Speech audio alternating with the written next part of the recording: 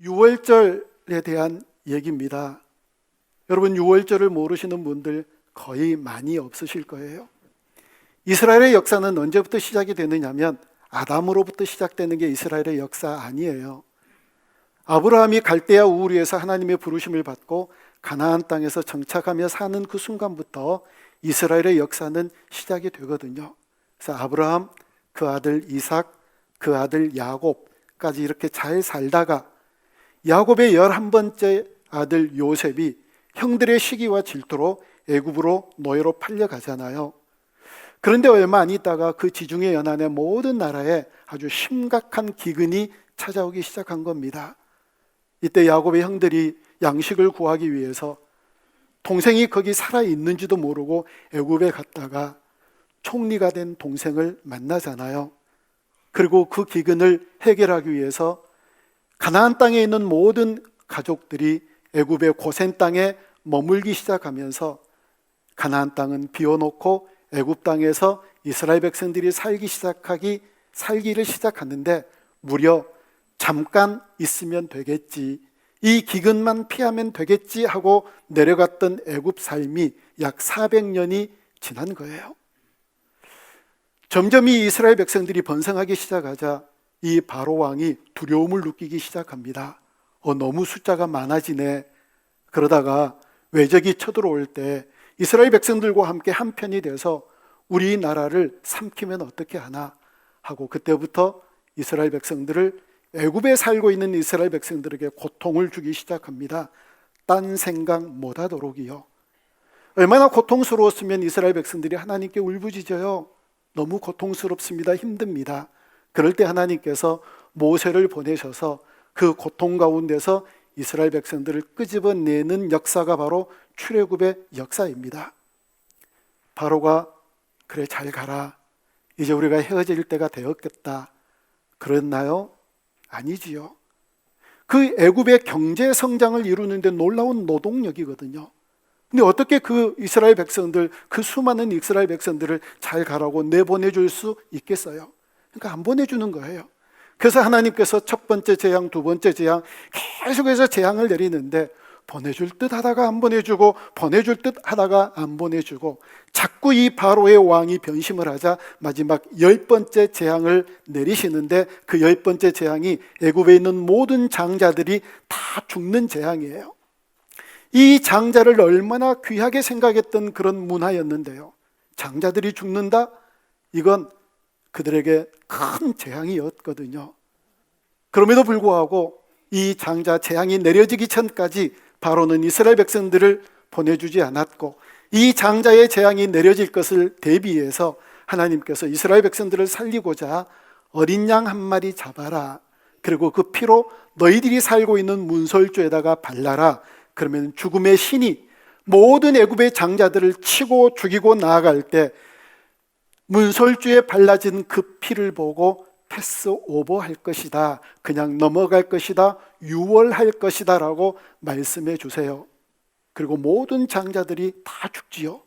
그런데 유독 그 어린 양의 피가 발라진 문설주, 그 집 안에 사는 사람들만 다 살게 됩니다. 여러분, 이게 유월절이에요.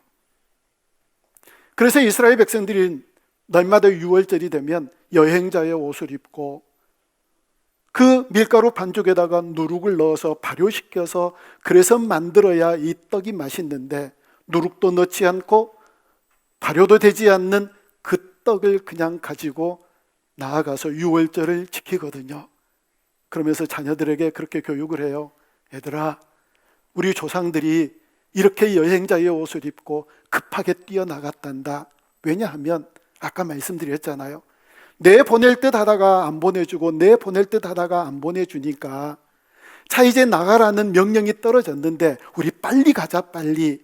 지체하다가 바로가 마음이 또 변해서 못 나가 라고 얘기할 것 같으니까 우리 빨리 준비하자. 그리고 여행자의 옷을 입고 누룩도 넣지 않고 발효되지 않는 떡을 양식으로 삼아가지고 급히 허겁지겁 출발한 게 바로 출애굽이거든요.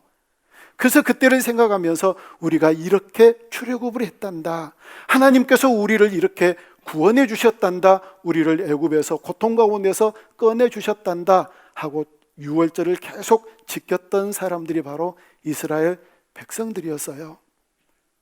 중요한 것은 그때 문설주에 바르기 위해서 죽여 어린 양의 피를 발랐잖아요. 그 어린 양이 예수님을 상징한다는 겁니다. 예수님을 상징해요. 증거가 있어요. 예수님께서 공생애를 시작하실 때 예수님보다 6개월 먼저 온 세례 요한이 사역을 하고 있는데 그 사역의 현장 가운데 이제 예수님이 첫 번째로 등장을 하세요. 그 예수님이 저쪽에 오시는 것을 보고 세례 요한이 뭐라고 얘기를 하느냐면, 자 보라, 세상 죄를 지고 가는 메시아다, 세상 죄를 지고 가는 그리스도다, 이렇게 얘기를 해야 되잖아요. 근데 그렇게 얘기하지 않아요. 세상 죄를 지고 가는 하나님의 어린 양이로다. 하나님의 어린 양이로다. 출애굽했을 때 백성들을 위해서 죽었던 그 어린 양을 정확하게 얘기를 하는 거거든요. 어린 양이로다. 여러분, 사람을 짐승으로 표현하면 기분이 좋은가요? 근데 그것도 짐승에 따라 다르더라고요. 저 사람은 어떻게 저렇게 어린 양 같아? 어린 양이야. 그러면 별로 기분 안 나빠요. 당신은 왜 그렇게 사슴 같아요? 기분 좋지요. 근데 넌 왜 돼지 같으냐? 막 쟤는 뱀 같아. 막 그러면 또 그 기분 나쁘잖아요. 동물에 따라 다른 것 같아요. 세상 죄를 지고 가는 하나님의 어린 양이로다. 이게 예수님이 정확히 어린 양이셨거든요. 예수님을 상징했고요. 그 유월절 어린 양 되셨던 예수님이 그 유월절 절기를 성찬식으로 바꾼 거예요. 이게 바로 성찬 예식의 기원이고 표준이 되는 겁니다. 그래서 오늘 본문 19절을 보면 예수님께서 떡을 떼어가지고 제자들에게 나누어 주시면서 받아 먹으라. 아니, 거기까지만 했으면 받아 먹기가 좋았을 거예요. 주님이 떡 떼어서 주시네, 먹어야지. 그런데 하시는 말씀이 이것은 내 몸이다. 아니, 떡을 떼주시면서 그것이 예수님의 몸이래요. 막 먹으려고 그러면서 멈칫했을 것 같아요. 어떻게 예수님의 몸을 먹나요? 그런데 먹으라고 그러는 거예요. 이게 우리의 정서에도 맞지도 않고 잘 이해가 되지 않잖아요. 그런데요, 이걸 먹으라라고 하는 의미가 무엇인가? 예수님을 먹는다는 게 이게 어떤 것인가 잘 이해되지 않는 우리들을 위해서 예수님께서 사도 요한을 통해서 우리에게 설명해 주세요. 사도 요한복음 6장 56절 말씀을 우리 함께 읽어봅니다. 시작. 내 살을 먹고 내 피를 마시는 자는 내 안에 거하고 나도 그의 안에 거하나니. 아멘. 예수님의 살을 먹는다는 건 어떤 거냐면 주님이 내 안에 거하시고 내가 주님 안에 거하는, 다시 말하면 온전한 연합, 하나가 된다는 그런 의미라는 거예요. 아주 쉽게 잘 설명해 주셨잖아요. 몸을 먹는다. 어떻게 예수님의 몸을 먹나? 아니, 그리고 그것은 도대체 무엇을 의미하는가? 온전한 신비한 예수님과 나와 연합이라는 얘기입니다. 여러분, 이건 하나됨이에요. 우리가 무슨 음식을 먹었는데 음식을 먹다가 얼마 안 돼서 죽으면, 부검을 하면 얼마 전에 뭘 먹었네, 술 마셨네, 고기 먹었네, 야채를 많이 먹었네, 이거 금방 알잖아요. 소화되기 전이니까요.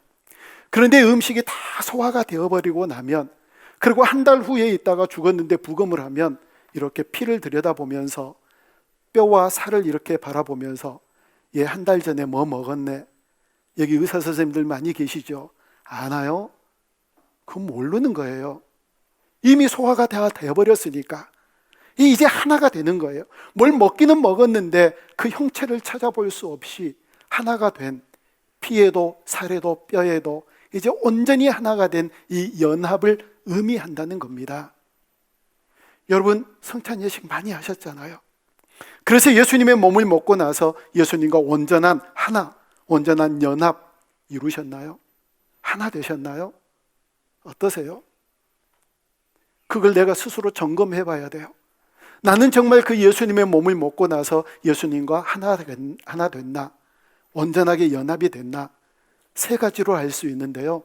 첫 번째는 예수님께서 기뻐하시는 것이 내게 기쁨이 되고 예수님이 슬퍼하시는 것에 내 눈물이 되면 그건 예수님과 온전히 하나 된 증거예요. 어떠세요? 예수님의 기쁨이 뭔지 다 아시잖아요. 예수님이 어떨 때 슬퍼하시는 거 다 아시잖아요. 그런데 예수님의 기쁨이 넘치는 그런 것을 바라보면서 그냥 예수님만 기쁜가 보네, 이건 하나가 되지 않으니까 그래요. 예수님이 슬퍼하시는 걸 바라보면서 어쨌다고 그러면서 아무런 나와 상관없는 것처럼 그걸 바라보는 것은 내가 아직 예수님과 하나가 되지 않았다는 거예요. 예수님이 기뻐할 때 나도 뛸 듯이 기쁘고 예수님이 슬퍼하시면 내 안에 눈물이 샘솟도 솟아나고 나도 함께 슬퍼하는 그런 인생이 예수님과 하나 된 인생인 줄로 믿습니다. 그래서 정말 나는 그러한가? 내가 정말 예수님과 하나 됐나? 온전한 연합을 이루었나? 알려면 그걸 보면 알 수 있다는 거예요.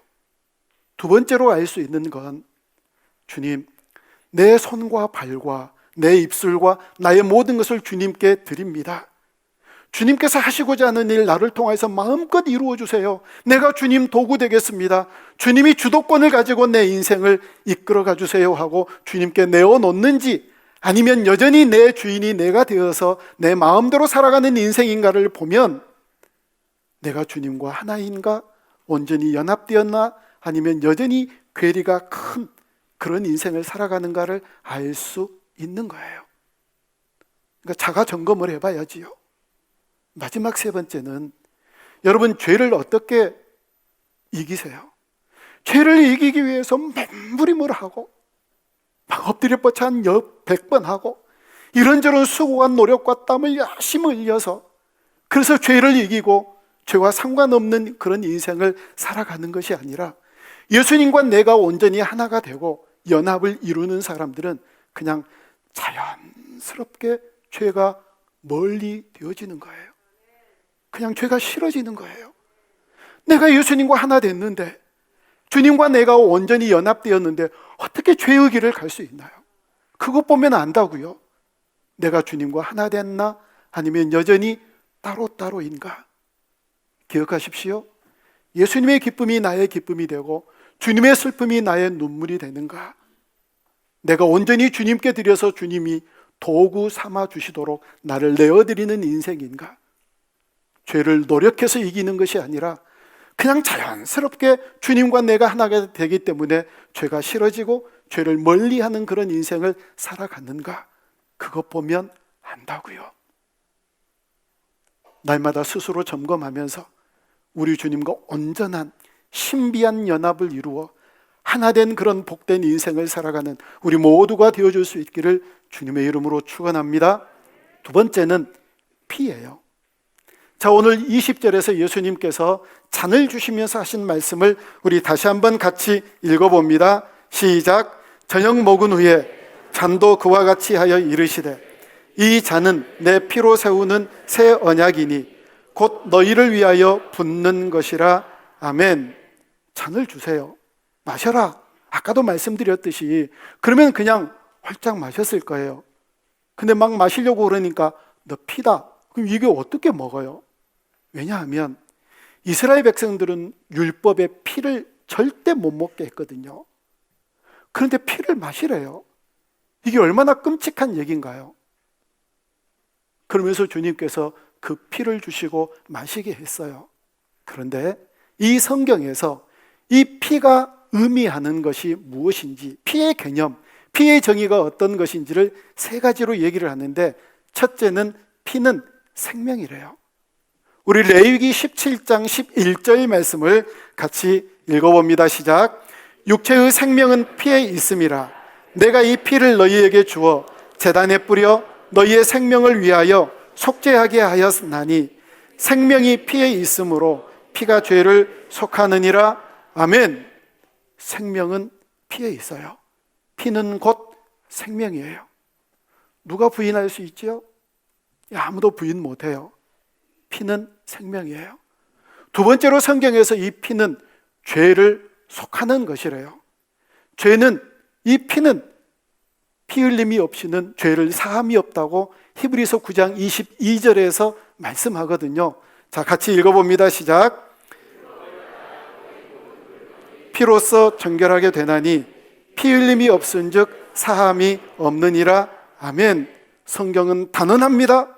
피 흘림이 없이는 사함이 없다. 피 흘림이 없이는.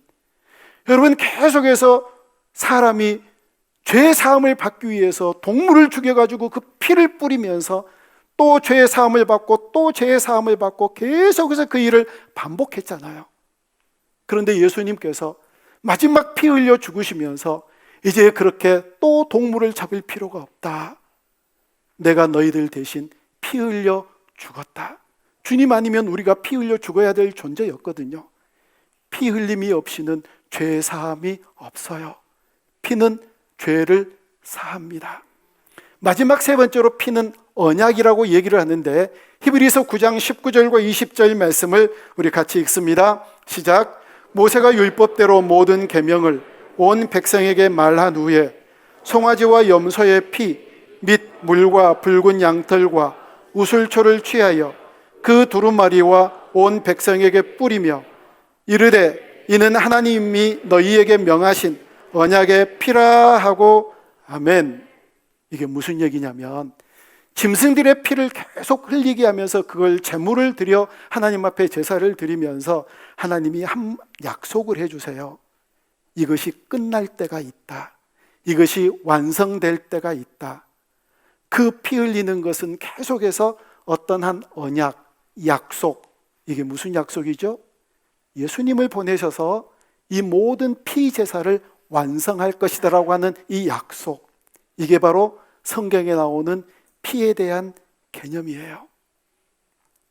자, 여러분, 예수님께서 십자가에 달려 죽으셨어요. 결정적인 요인이 뭘까요? 예수님이 죽으신, 사망하신 요인이요.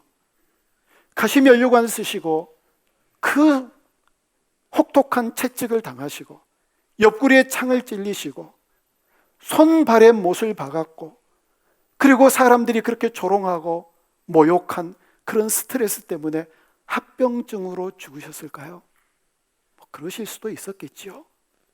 예수님이 죽으신 요인은요, 피를 다 쏟았기 때문이에요. 남김없이 피를 쏟았기 때문에 예수님 죽으셨거든요. 우리는 그 피를 얘기하기를 보혈이라고 얘기를 해요. 근데 엄밀한 의미에서 그 단어는 좀 잘못 사용하는 단어인 것 같아요. 우리의 피가 무슨 문제가 있거나 피가 뭐가 모자라서 피를 보충받는 보혈, 아니요. 그런 게 보혈이고 그 피가 아니라, 그런 의미가 아니라 우리의 피가 다 쏟아지고 그래서 예수님의 피로 다시 수혈받는 생명 그 자체가 바로 예수님의 피예요. 그래서 성경은요, 보혈이라고 하는 단어를 한 번도 사용하지를 않아요. 예수님의 피는 생명 자체예요. 우리의 피 조금 남아있는 정도가 아니에요. 우리의 피는 다 빠져나가고 예수님의 피로 다시 수혈받아서 예수님의 심장으로 살아가는 거예요. 예수님처럼 살아가는 그런 인생 되어야 되는 게 바로 우리 주님의 피를 먹는 것, 마시는 것, 그런 의미가 있다고요. 여러분, 우리가 거듭난다 라고 그렇게 얘기를 할 때 거듭난다, 이 말도 좀 바꿨으면 좋겠어요. 다시 태어난다. 다시 태어나는 건요, 반드시 하나가 전제되어져야 돼요. 죽어야 돼요. 아니, 죽어야 다시 태어나지요. 죽지도 않았는데 어떻게 다시 태어났다고 얘기할 수 있겠어요? 우리는 예수님의 십자가와 함께 완전히 죽는 사람이에요. 죽은 사람. 그런데 다시 예수님의 피로 수혈받아서 다시 살아난 사람들이라고요. 다시 살아난 존재예요. 주님의 피는 그런 의미가 있어요. 생명이라고 그랬잖아요. 죄의 사함이라고 그랬잖아요. 그 모든 죄를 사하시고 우리를 다시 새로운 생명으로 태어나게 하셨거든요. 자, 여러분, 우리가 그렇게 한 형제 자매가 됐어요. 그리고 예수님의 피를 우리가 얘기할 때 늘 사람들이 그렇게 얘기하잖아요. 보혈의 능력, 십자가 피의 능력, 막 그러잖아요. 그건 정말 그래요. 예수님의 피를 마신 사람들, 예수님의 피로 수혈받은 사람들, 예수님과 온전한 하나 되어 예수님의 심장으로 살아가니 여러분, 무엇이 두렵겠어요?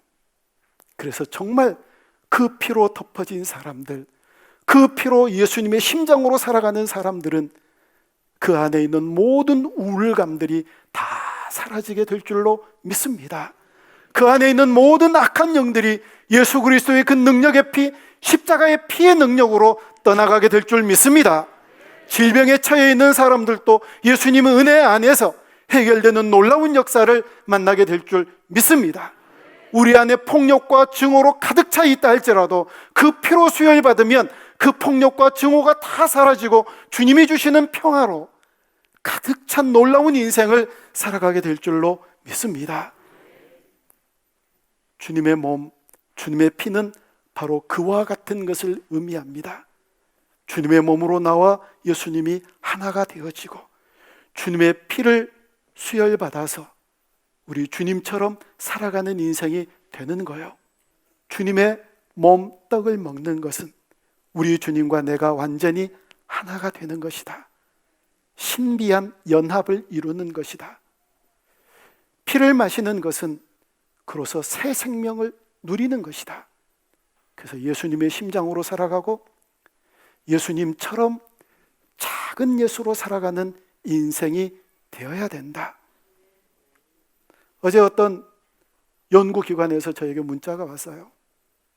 그래서 문자를 잘 살펴봤지요. 지금 그리스도인들에게 물었어요. 우리 한국교회가 가장 필요하다고 생각되는 것이 무엇이냐? 79%의 기독교인들이 뭐라고 대답을 하셨느냐면 그리스도인들이 세상에서 어떤 역할을 하는가가 중요하다. 이걸 가르쳐야 되는 게 중요하다고 80% 가까이 그리스도인들이 대답을 한 거예요. 그리스도인들이 예배당 안에서 무엇을 어떻게 해야 된다 이것이 아니라 그리스도인들이 세상에 나가서 예배당 밖에 나가서 어떻게 살아야 되는가를 강단에서 가르쳐야 된대요. 이게 가장 필요한 거래요. 이게 가장 필요한 거래요.